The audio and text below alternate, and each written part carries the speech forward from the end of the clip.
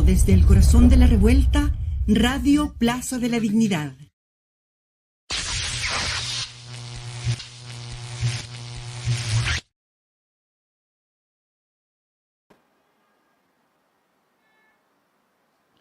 Estamos comenzando un programa especial, así que un fuerte aplauso para todos los que hoy día están acá presentes en esta constante jornada que se están realizando en apoyo a la lucha, a la resistencia del pueblo palestino. Ya sabemos lo que está ocurriendo, ya llevan 190 y algo días o 180 y tantos días ya de genocidio, pero también hay que recordar que esto también es una resistencia, es una lucha que se está dando desde la resistencia palestina, y obviamente queremos saludar también a todos los que hoy día están dando esa hermosa gran pelea que en realidad es en contra del sionismo y en contra de toda esta mierda que el sistema siempre nos está tratando de atacar, a los que siempre queremos luchar por dignidad, en este caso por la recuperación de sus territorios.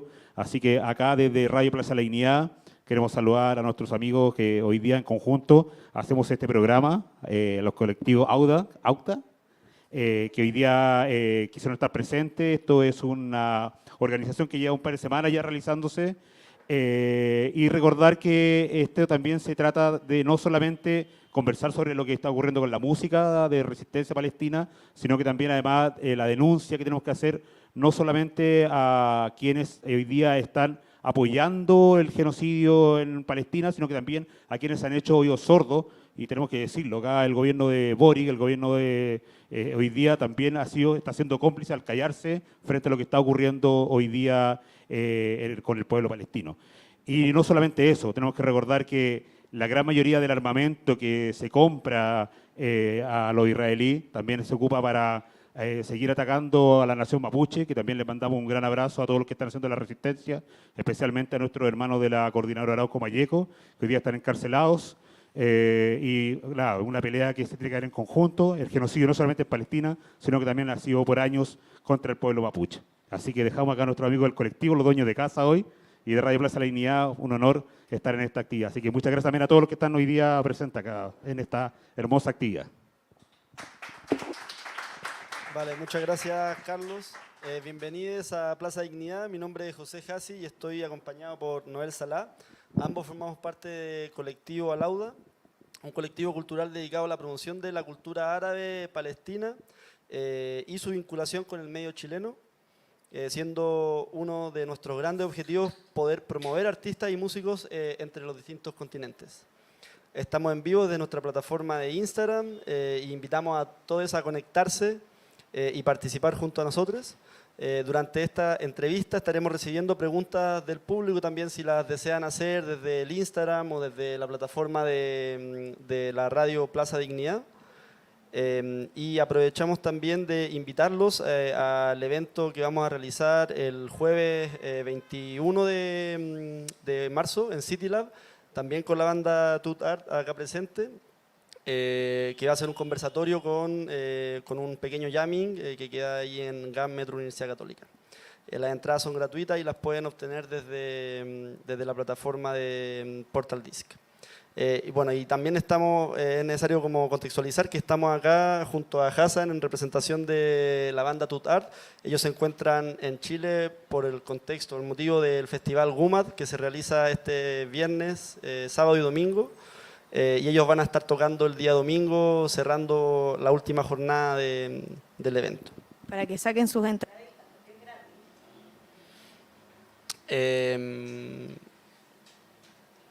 Bueno, eso, tú vas a continuar, Noel, con la introducción. Sin más, darle la bienvenida a Hassan en representación de la banda TootArd. Sabemos que Ram está por ahí en el público, está con nosotros también. Contarles un poco de la banda. TootArd en árabe significa frutilla.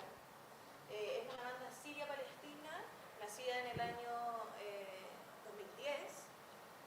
Los chicos nacieron en los Altos del Golán, una zona bien problemática. Vamos a después preguntarles a ellos un poco sobre aquello. Y básicamente su música se inspira en la música disco, dance, funk, también un poco de rock. Y a la fecha tienen 3 álbumes, el último álbum lanzado el 2020. Le damos un aplauso a Hassan para estar aquí con nosotros.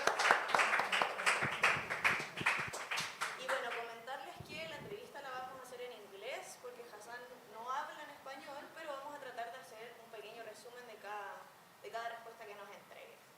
que sin más, I would like to thank you, Hassan, for being here with us. It's a pleasure. Let's start by talking about a bit. You grew up in the Holland Heights, so it's a village bordering the occupying state of Israel. I would like to know how that experience influenced your music. Thank you very much for having us. Thank you. And yeah, grew up in a small village called Majd al-Shams in the Golan Heights. And musically talking, this is, I think, have been isolating situation a little bit, I would say. Growing up like in an isolated environment because there was like a lot of borders around. We didn't travel much. We couldn't travel much.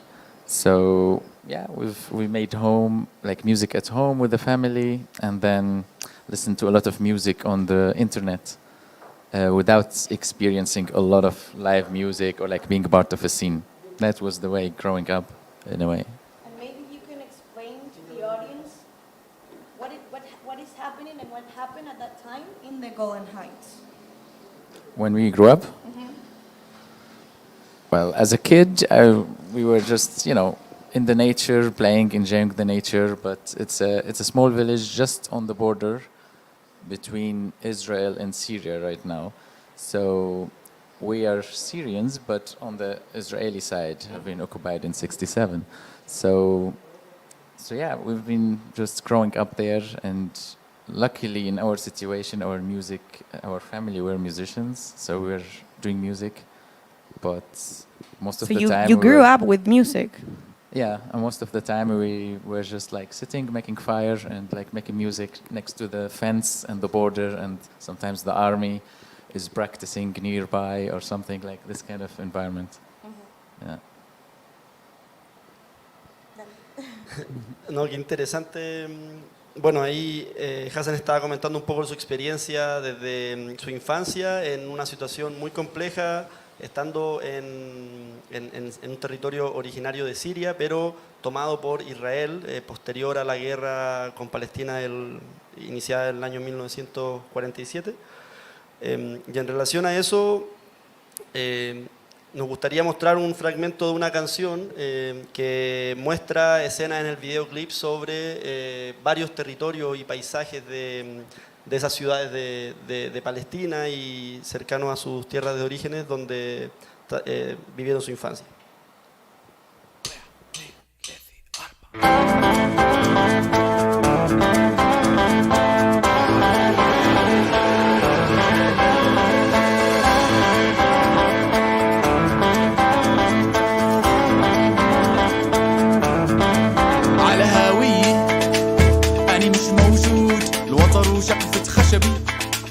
عندي بارود بلا جنسية ولا عندي حدود وإذا تسألني بقلك بعزف على العود على هوية أنا مش موجود الوتر وشقفة خشبي عندي بارود بلا جنسية ولا عندي حدود وإذا تسألني بقلك بعزف على العود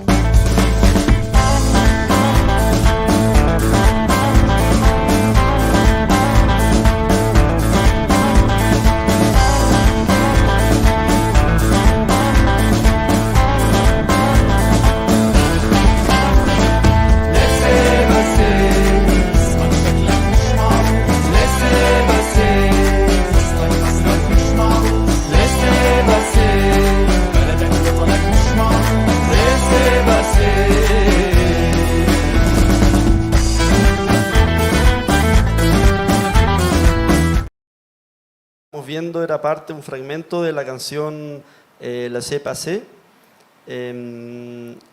How does this song, Hassan, from your album released in 2017, related to what you are describing in the song? So yeah, basically, laissez passer is a French word, means let him pass, but for us it meant something else. Around 20,000 people in the Golan Heights who are originally Syrians. We have no citizenship. So we live inside Israel as a permanent resident, but not a citizen, and therefore we have no passports.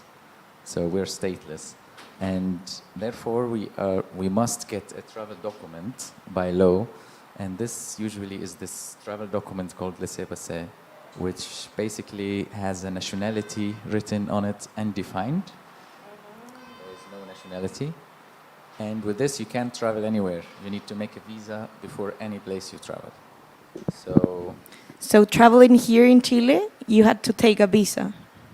This was some time ago, like grew Okay. up like this. I then moved to Switzerland 10 years ago. I became Swiss, so my life changed. But like back in the days, and like the same situation of my parents now, or like friends when they travel, they all have this laissez-passer, usually. And yeah, we wrote this song about it because we were feeling that we were traveling through our music, and we always got invited to play festivals, and we got invitation letters from the festivals in Europe, and that's how we got the visa. Wow. So in order to get the visa, we need somebody to guarantee, you know? So the festival, music festival, would be our guarantee for us to get a visa and go play festival and come back. So we decided to make a whole album about that, you know? And we called the album like Laissez-Passer, because literally this was what's happening, you know, using this music in the album to travel. Increíble. Resumiendo un poquito lo que nos cuenta Hassan, esta canción, La Pasé, significa como es un pase y es un documento que le entregan a las personas que viven en los altos del Golán, porque ellos son personas apátridas, no forman parte de ningún estado en particular, y este documento inclusive dice que no tienen una nacionalidad explícita, y comenta que en los inicios, cuando ellos comenzaron esta banda, era todo un tema el poder viajar, tenían que pedir solicitudes especiales para que le hicieran cartas, tenían que pedir una visa para poder ir a los festivales, y luego esto afortunadamente pudo cambiar porque él se fue a vivir a Suiza y obtuvo la nacionalidad suiza, y así ahora tienen muchos menos problemas, pero es una situación bastante interesante de poder conversar con ellos, y que ellos también lo expresan políticamente en las letras de sus canciones. Well, going a bit about your inspirations and your creative reference, what drives your musical compositions? I mean, we're particularly interested in learning about your evolution in terms of musical genders, sounds, rhythms across your 3 albums. Yeah, it has been an evolution. We changed so much in the 3 albums. That's why. Yes. Maybe every album is a different band, almost, you know. So it was very hard for us to keep the same style because we changed and music changed too. So yeah, we started. Well, basically, it started all when we were kids in the family. We are playing with the family Arabic music all the time, like Arabic classical music. So like, you know, Fairuz, Kulthum, this big artists from the 50s and let's say 90s or whatever. So at home this was happening, and then we were interested in other instruments because we were playing a lot of Arabic with the family. So when we were teenagers, we kind of started to play a bit more Western instruments. We got the drums, guitars, you know, all kind of stuff. So let me explain to the public. Hassan nos está contando que los 3 álbumes son muy distintos uno de los otros, y que cada álbum es casi como si fuera una banda diferente, y que los inicios partieron muchísimo con las influencias de los ritmos árabes y de las bandas y de los músicos tradicionales de Medio Oriente, pero que con el tiempo empezó a cambiar un poco y a empezar a utilizar instrumentos que están más asociados al mundo occidental. Go ahead, please.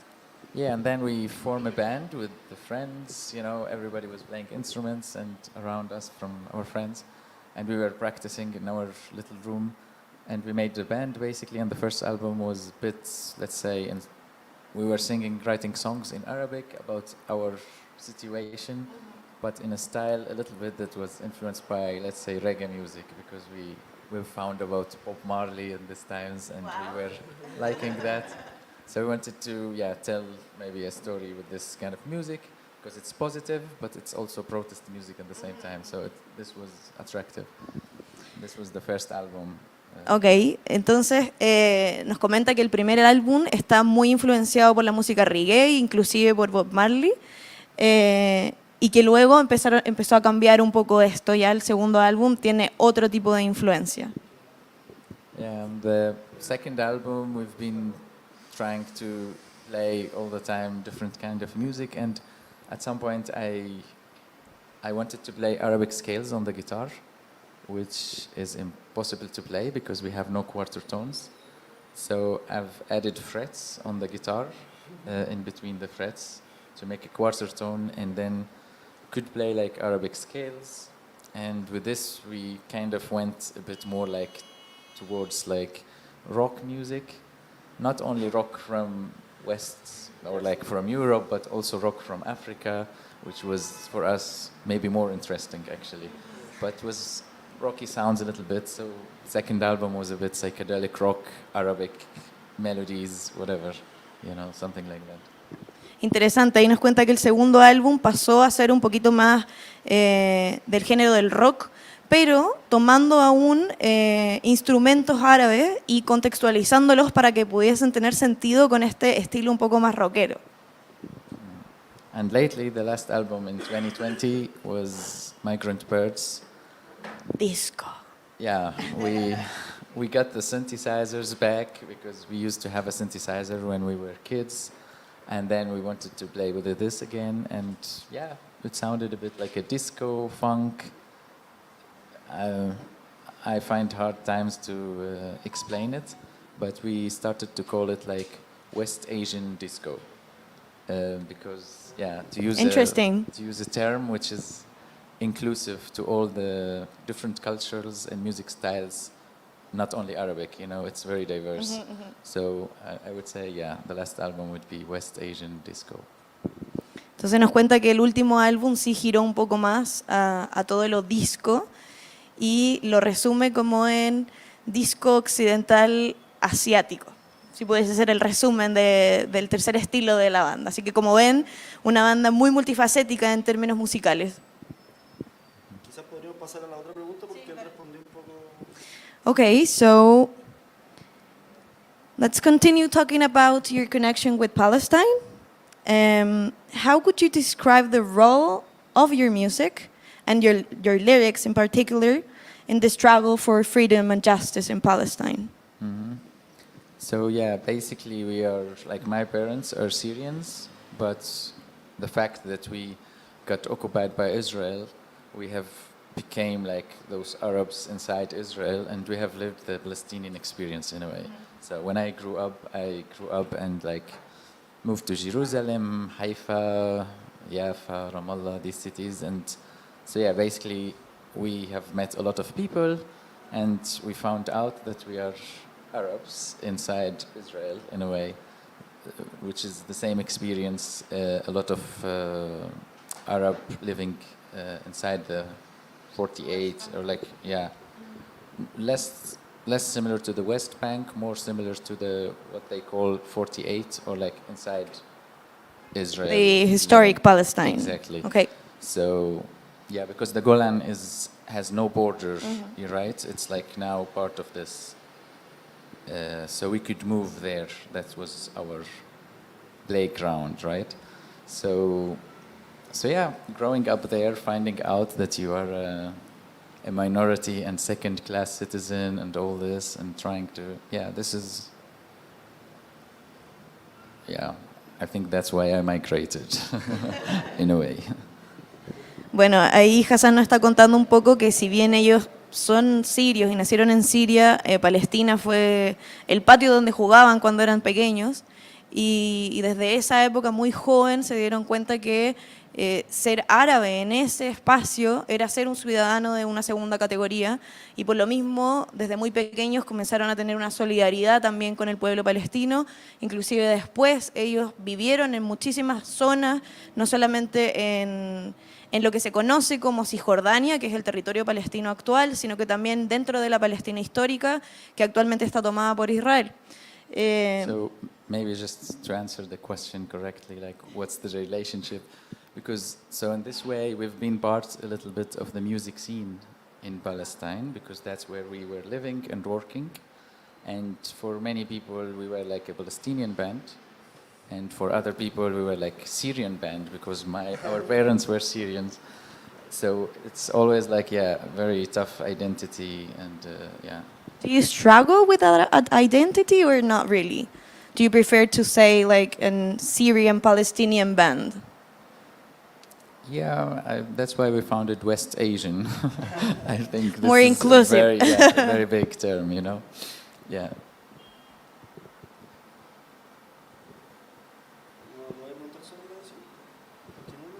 Yeah. Well, let's continue.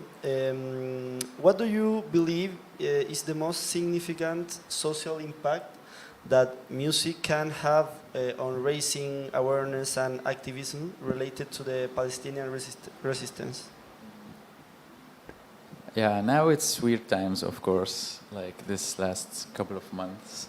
Yeah, I was thinking all the time that it's great to, even though we didn't, when we started the band, we didn't want to be political. We were political without even choosing to be political, you know?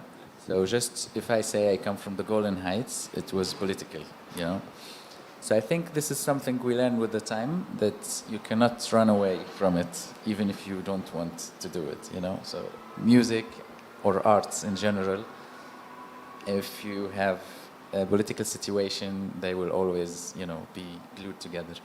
So yeah, we've been kind of telling the story in the lyrics and just like, you know, living our life normal until a couple of months ago, which I think things changed. We were very, very afraid, and we work a lot in Europe, and we have found out that it's not easy anymore to use the music to tell anything, you know.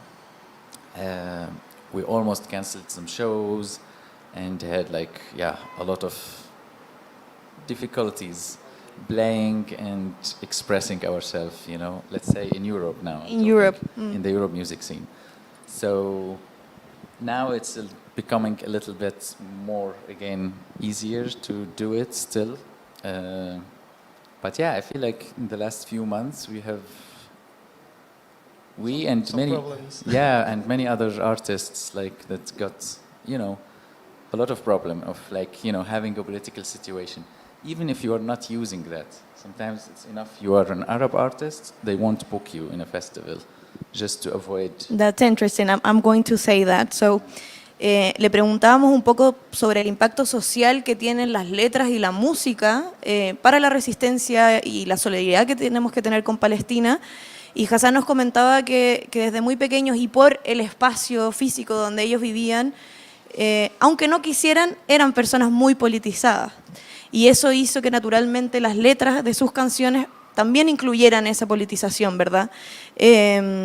Nos comentaba que inclusive ahora, después del 7 de octubre, y a propósito del genocidio que estamos percibiendo actualmente, las bandas árabes han tenido muchísimos problemas para poder tocar en espacios como en Europa. Inclusive ni siquiera necesitan tener un contenido político en sus letras para que en algunos espacios ni siquiera quieran tenerlos, y eso encuentro que es muy preocupante, ¿verdad? Sí, y también es muy interesante comentar quizás como la simpleza con la cual también se politiza como la imagen de personas como Hassan, de la banda, por el simple hecho de, por ejemplo, de decir el lugar de origen y nombrar los Altos del Golán o Palestina, ya empieza a transformarse eso como una situación un poco politizada también y que le genera problemas. Que por lo demás, todo es política, entonces no debiésemos tener susto de poder hablar las cosas como son. Well, we were wondering, is it your first time here in Latin America? And what are your impressions so far? Do you have any Chilean music reference? Tell us a bit about that. Yeah, first time in Latin America. Woohoo! We passed by Colombia now on the way here. We made a little stop. We played a show, and first time in Chile. Yeah, we've been waiting a lot to come here. Finally, we got invited, so we're very happy.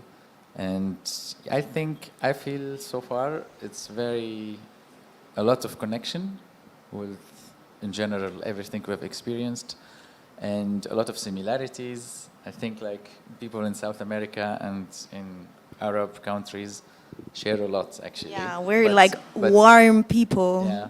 The problem, we are very far, so it's not easy to, to connect. Yeah. But yeah, we're having a great time and looking forward. And I think it's a beginning maybe of keep coming every year. We are very looking forward to be able to play in different places than Europe, especially lately. So if we can come always make a tour in South America every year, we will be very happy. Ya saben. I love the idea. Ya saben. Bueno, le preguntábamos un poco si es que era la primera vez que viajan a América Latina, si es la primera vez que están en Chile y qué es lo que han visto hasta ahora. Y claro, es la primera vez que están acá. Pasaron anteriormente por Colombia y nos cuenta un poco de las similitudes que tenemos en ambos continentes, de ser personas un poco más cálidas. Pero que desafortunadamente estamos tan alejados y a tantos kilómetros de distancia, pero pensando en la posibilidad de venir a tocar más veces. ¿Cómo lo ven? Yo creo que hay que ahí alertar a los productores a ver quién quiere traer a estos chicos a tocar en los próximos años. What about your Chilean music reference? Do you know any band, any musician? What about that? Actually, not much until lately. Lately I was talking with a friend who's originally also has Chilean roots, and we were talking after the killing in Gaza were happening. We were unable to release any more music that it's not talking about that. It was, you can't, or you have to release something like this. So we're thinking what to do, and this was like in October or November. Last year? Yeah, just now. And I wanted to write some peace song or protest song in English, because we've been witnessing a lot of, injustice and how's the international reactions and stuff. So we thought we're going to do it in English, not in Arabic, for the first time. We sang in English. The last EP we did, and it's called En Mute in English, is actually inspired by also one song from Chile, and it's from Victor Really? Jara. Wow. Did I spell the name right? Yeah, that's right, Víctor Jara. Victor Jara.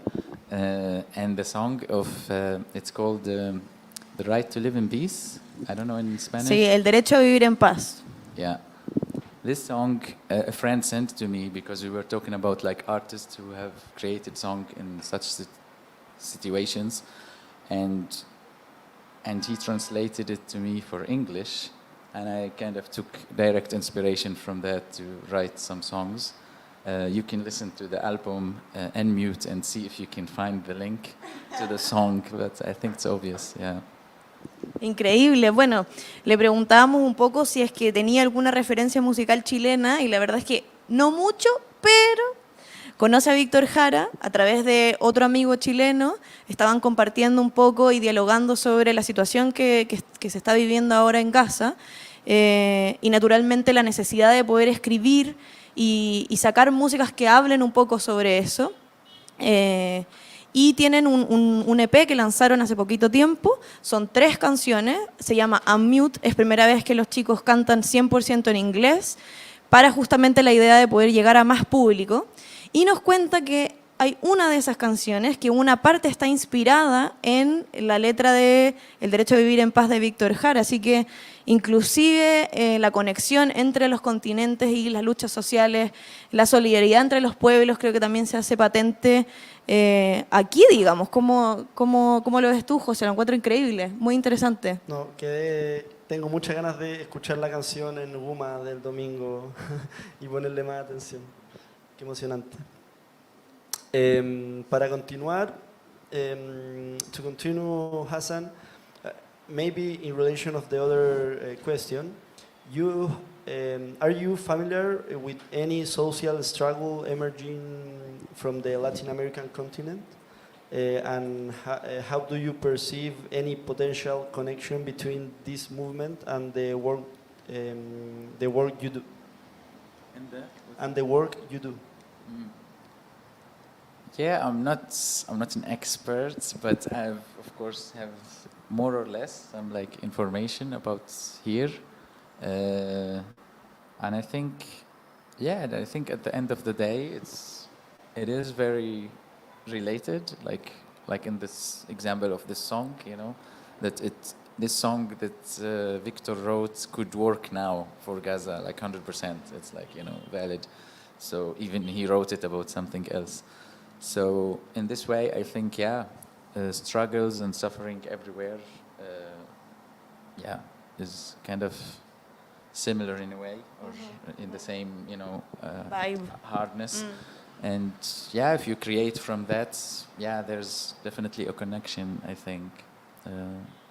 Claro, nos comenta que al final la historia se repite de alguna manera y en relación a lo que Víctor Jara, por ejemplo, escribió en algún momento, hace hartos años, décadas atrás, hoy en día sigue teniendo vigencia en otros contextos y eso también de alguna u otra manera genera vínculos internacionales constantes que se van repitiendo.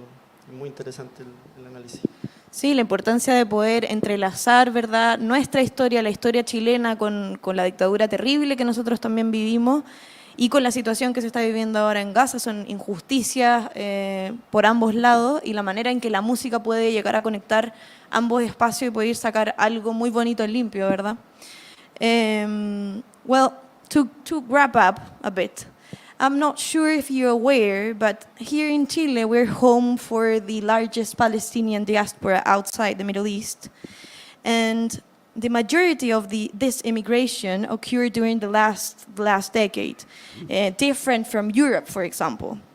And despite this community has managed to preserve the traditions and all of that.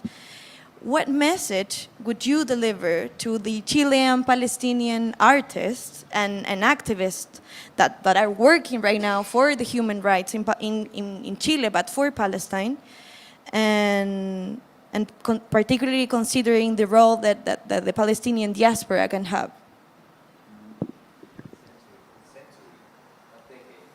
Century, sí. Perdón. Yeah, I'm becoming more and more aware how much, you know, from how much people have roots in our region here. And I think, I don't know what I can say, like, it would be great to connect. I think would be the, you know, the best thing, to be able to connect a little bit more together, you know. And many people don't know maybe that we are so close, and maybe that's why we are feeling also a little bit similar in a way, because literally there are roots in between. So I think, yeah, it would be nice to connect a little bit the two, you know, through the music. Like, yeah, I hope these artists can tour maybe in Arabic countries or vice versa. I think this would create some cultural exchange and, yeah.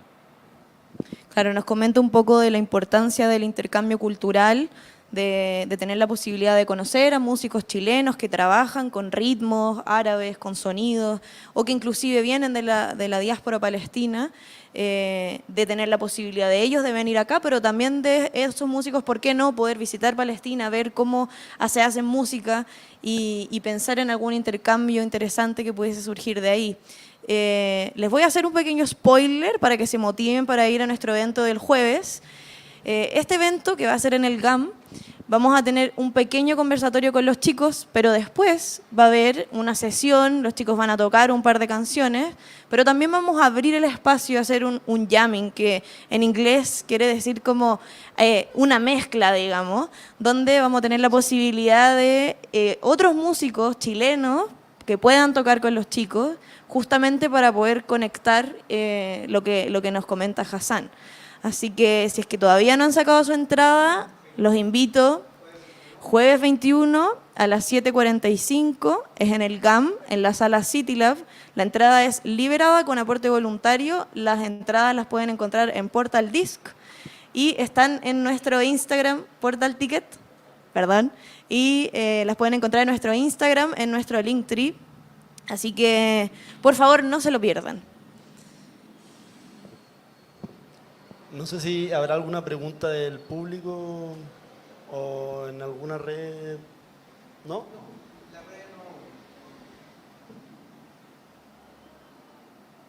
Vamos, vamos. Aquí en el público hay una preguntilla. Were you expecting this kind of reception from Chile? Were you expecting to meet the collective here and to have a voice in the diaspora, Palestinian diaspora that is living in Chile, or you were surprised by it? Yeah, it's a bit of both, because I had some friends who played in Chile, so they have sneaked it, and they told me a little bit about, you know, this connection, and most of them, they've been saying that it's one of the best places they have ever toured. So I was expecting something very good, and it is very good.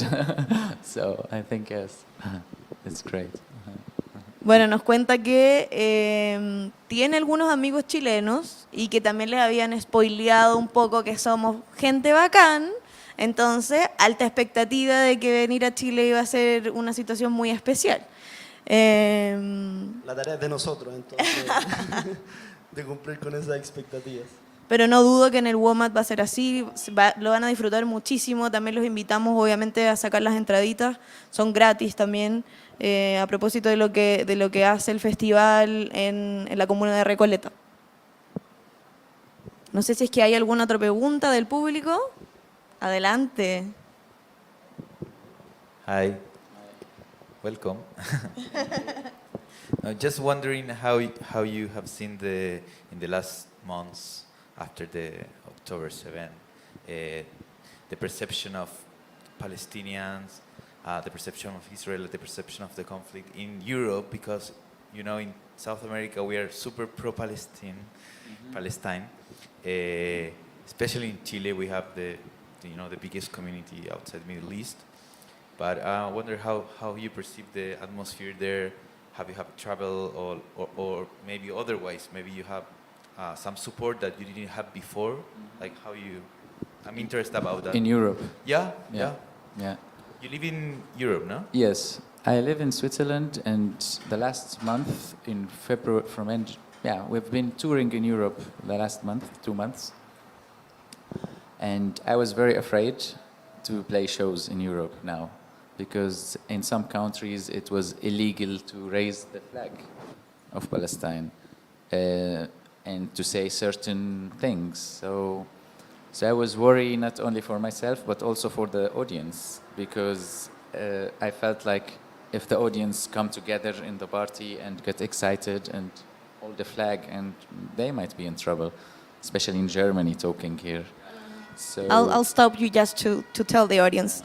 Entonces nos cuenta, la pregunta tenía que ver un poco cómo veía la situación que está pasando en Palestina en relación a cómo se vivencia en Europa. Y él nos comenta que muy diverso, pero que con un poco de temor, en algunos países inclusive levantar ciertos símbolos alusivos a Palestina está prohibido. Entonces no solamente tienen miedo, digamos, de poder tocar en esos países, particularmente hablando de Alemania, sino que también el terror que se infunde al público, a la gente que quiere ir a escucharlos a ellos, que si tienen ganas de levantar la bandera palestina en símbolo de resistencia, que suceda algo con ellos que lo siento muy preocupante. Go ahead, please. So basically we were planning the tour, and we wanted to cancel it because of all these thoughts. We were like, it's too much, you know, and we felt how hard it is to be pro-Palestine in the last few months in Europe. It was very tough times. But then finally we decided to make the tour, and in January, February, things have changed a little bit. Then October, November, where it was, you know, like I didn't dare to say anything, to even post on social media. We also knew that many festivals would cancel us from a small post, you know.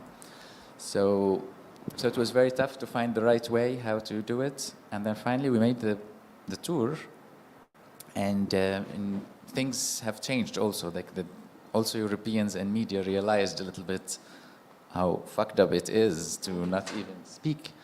So I think it was in most of the concerts in Europe now we played quite very obvious solidarity with Palestine.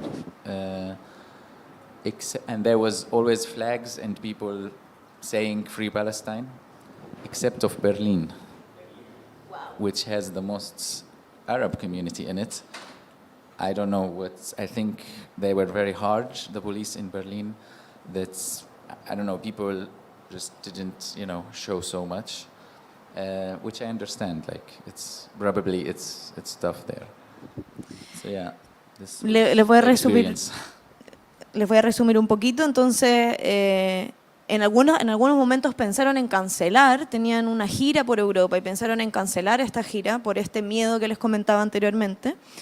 Y porque creen que es bastante difícil ser pro-palestino en Europa, pero que lograron ver una diferencia desde octubre, noviembre, diciembre a los meses más actuales, donde ya efectivamente la situación es insostenible. Lo que vemos en los medios es realmente terrible. No hay palabras para poder describir el genocidio asqueroso que está realizando Israel en este momento. Y eso hizo que no cancelaran el tour. Y finalmente se llevó a cabo esta gira, la disfrutaron bastante, con excepción, nos comenta, de Berlín, donde al parecer esa situación fue un poco más complicada. Obviamente todos los conciertos fueron muy solidarios con Palestina, pudieron efectivamente levantarse esas banderas, pero es interesante poder hacer el análisis de que nosotros desde América Latina solemos tener esta noción de que el mal llamado primer mundo debiese tener, ¿verdad?, como las luchas por las causas justas, y en este caso es todo lo contrario. Bueno, we have here a question. It says, it's from Berni Nazar. It says, Hassan, are there musical differences between the Arab music in Syria and Palestine? If yes, were you influenced by both musical identities? I think in general it's very similar music for Palestine and Syria. Of course, if you dig very deep, Arabic music becomes very different in every 50 kilometers. When you travel, they will do a bit of different, thing. But they are very similar. They belong to the same umbrella, I would say, which we are influenced from. Our music influences is coming from like all these countries before they are even countries, This music is older than Syria and Palestine. So I always refer to Arabic music, but even that is not true, because in this region lives not only Arabs. There is Kurdish, there's Assyrian, there's many other people. Even certain music we do could be also played or similar in Turkey or Persia. Those are not Arabs. So that's why I not even don't do difference between Syrian or Palestinian. I also don't do difference anymore with all this region, and I say West Asian. West Asian is everybody, because we have similar food and similar music. I try more to include than to look on the... Of course, it's very special in every village, maybe, how they do different dish of food or music, and this is beautiful to see. But when I think of the music inspiration, I think of this whole region, even Egypt or North Africa or Sudan. Claro, Hassan nos comenta de que en realidad la música árabe existe antes de que existieran los límites políticos, geográficos actuales entre Siria, por ejemplo, y Palestina. Entonces, en realidad, la música es bastante similar, pero obviamente hay algunas diferencias que uno puede identificar entre pequeños territorios o villas. Claramente iba cambiando con el tiempo el estilo de música, y aún así también no solamente la música árabe, ya que son territorios que también son habitados por gente de Turquía, gente del mundo persa o del norte de África, por ende también hay ciertas influencias bastante internacionales de toda esa zona de Oriente en su música. Okay, so here's a funny one. They're asking about your name. Why TootArd? Because it's strawberry, right? Strawberry, In yeah. Arabic. Tell us a bit about that. Yeah. So in Golan Heights we called strawberries TootArd, and it's two words. Toot is a berry, ard is the earth. So it's the berry that grows on the earth. That's what it means. In other places around the Arab world, they use different names. Like some people call it faraula, not TootArd at all. Some people call it fraise, of course, you know. And some people just toot. So even Arab people, they sometimes don't understand the name, or they think we added earth under it. That it's the berry of the earth, and it has a big meaning. But actually, it has no meaning. We just put it to make fun, and especially we knew we are coming from a politically complex place, and we have felt when we made the band that a bit of responsibility to be a band coming out of this place and maybe representing a place. This is a lot for a young kids doing a band. So I think we wanted to go away from that.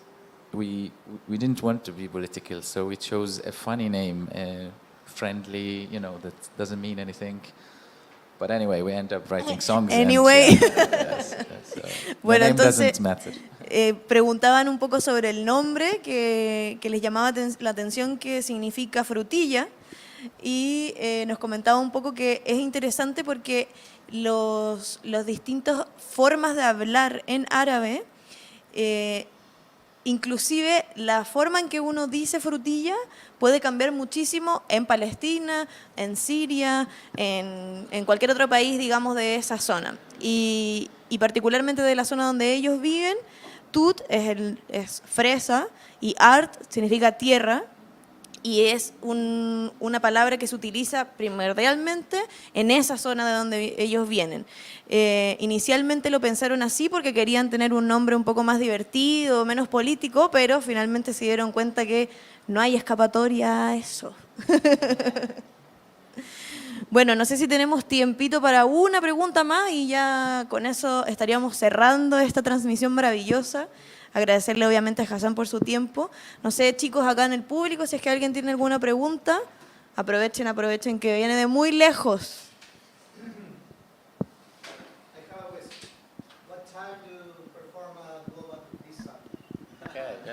Ah, muy bien. Let me say it for the audience. Entonces está preguntando cuál es la hora que van a tocar en el WOMAD para que el público sepa. A las 8. A las 8 de la tarde.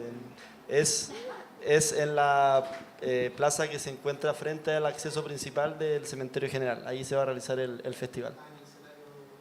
En uno de los escenarios, no sé si es el principal, son varios escenarios. Así que todos muy, muy cordialmente invitados, invitadas. Agradecerles a todos quienes participaron con nosotros, redes sociales, por supuesto la radio Plaza Dignidad por abrirnos este espacio tan bacán, siendo una radio tan importante, con un mensaje tan político y tan relevante también para nuestro país. Luchas que nosotros vivimos también en Chile, que son causas hermanas con la causa palestina. Nosotros con el José tenemos ascendencia palestina y es una causa que nos mueve, nos moviliza.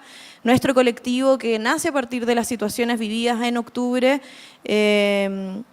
lo que quiere es obviamente poder vincular la cultura árabe con la cultura chilena, hacer un sincretismo cultural. Somos muchos los palestinos que estamos viviendo en Chile y tenemos un rol importante también que decir en la zona más austral del mundo.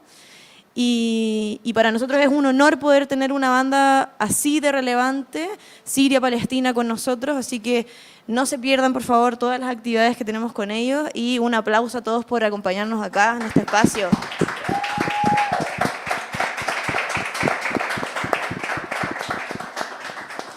Los dejamos con el cierre de un videíto de los chicos y nada, los esperamos. Chao, chao.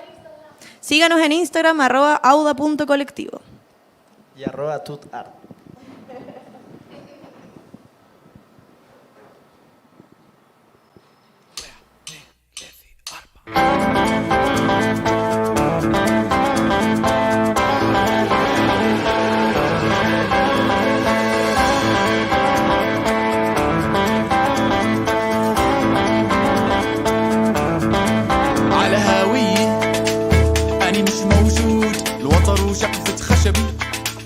عندي بارود بلا جنسية ولا عندي حدود، وإذا تسألني بقلك بعزف على العود.